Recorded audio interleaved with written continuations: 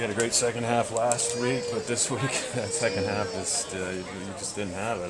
Talk about that first drive and how big that was for them to score, and was that a kind of a turning point for you guys, or for the game? What did that do to you? Honestly, I don't know. I mean, defensively, I don't know what. I mean, first half they did a pretty good job. Besides that first series, I mean, they held them, and the only thing they were really trying to resort to is throwing it over the top on us, and our corners were doing a good job. Second half, I think they wore us down. I think they wore us down bad. We had some guys going both ways, and we had some key injuries. We lost 3 or 4 guys throughout the game, including Miles and Barber and Alec and some other guys throughout the game. So. It just comes back to we got to learn how to get over adversity, and we're still getting over that, and it's going to be a continuing process. But not going to give up. We're just going to have to go back, watch film, and see what we can learn from it. Well, you did have another lead in a game. I mean, early. How did it feel being up 7-3 for the rest of that first period and going into the second quarter there? Holding the lead like that.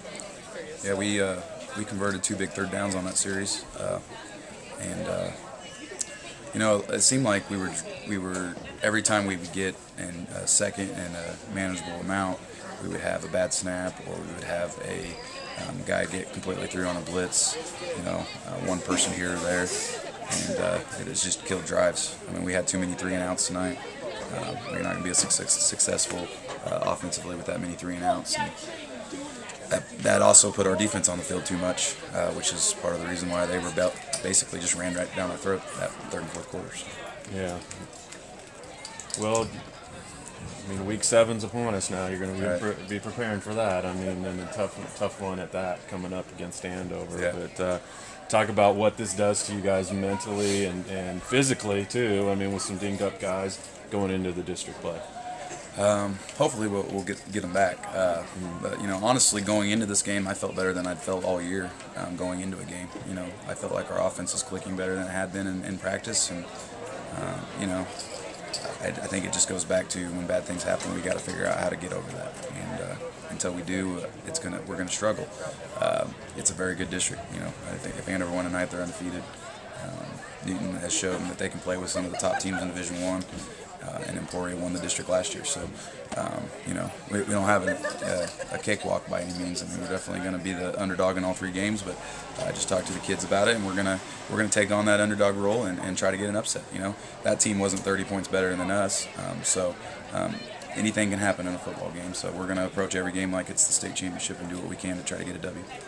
All right, and anything you want to add? I mean, it didn't seem like your passing game was clicking very well as it did in against Arc City. No, didn't have a reception until late in the first half. Right. Talk about that and where was that tonight? I think we had some timing issues. Coach Harden did a great job defensively, game planning for us and scheming us up. So we had trouble seeing out there, and they were getting good pressure to us. We got to do a better job picking up blitzes. Losing Barber early hurt too. And then once again, we have Patrick's playing both ways, Clausen's playing both ways, Chance is playing both ways. I think they just wore us down, and so we're going to have to continue to get in better shape. But it's a new season, so we're going to approach it that way and do the best we can. All right, thanks, Coach. Yeah, appreciate it.